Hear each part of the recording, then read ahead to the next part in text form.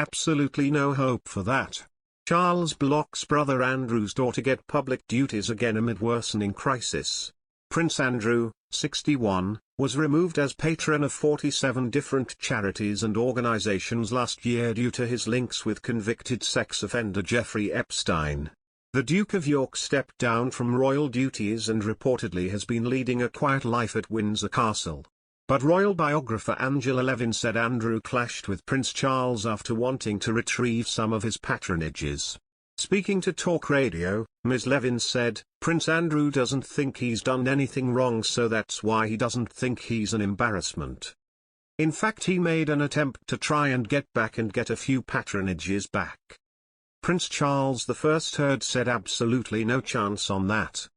Discussing the chances of a slimmed-down monarchy, the royal expert added, "Prince Charles does want to cut down. He doesn't like Andrew. He never got on well with him, but the fact is you don't want to go against your mother, who is the Queen of England and 95 at this time. She's got a soft spot for her family.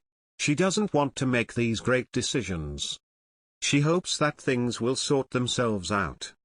Sunday Times royal correspondent Roya Nikar believes Andrew's association with Epstein means he will never have a public role again.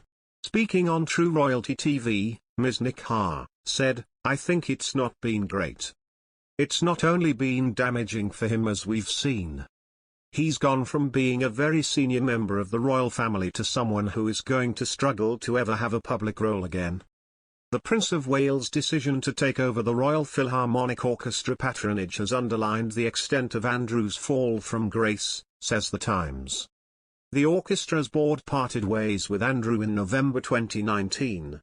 A few days later, Buckingham Palace confirmed that he was standing back from all of his 230 patronages, a move apparently designed to protect the monarchy from further humiliation, says The Telegraph.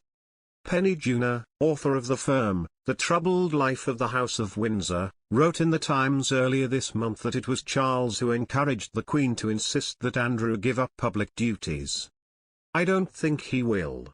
It's interesting that he's now taken on a new PR and a new working team around him, including his lawyer, QC, and a new PR who specialized in crisis management, because that's where we are."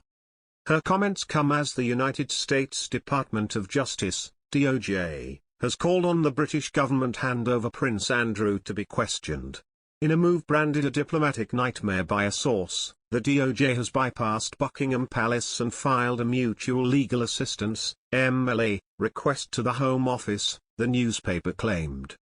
Andrew has not been charged with any crime, and US authorities are only interested in what witness evidence he can offer prosecutors. But after a disastrous interview with Newsnight in which his association with Epstein was scrutinized, Prince Andrew, 61, announced last year he would step back from his role as a frontline royal.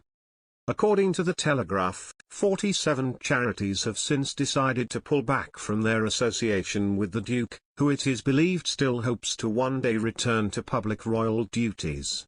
On the 11th of April, 2 days after Philip's death, Andrew paid tribute to his father in front of television cameras outside the Royal Chapel of All Saints at the Royal Lodge in Windsor. Royal expert Richard Fitzwilliams told at the time that Andrew would obviously like to be rehabilitated, but suggested that the public would not stand for it. New York federal prosecutors say Andrew has refused to cooperate with their investigation into the late U.S. financier, who committed suicide in prison in 2019 while awaiting trial on charges of sex trafficking girls.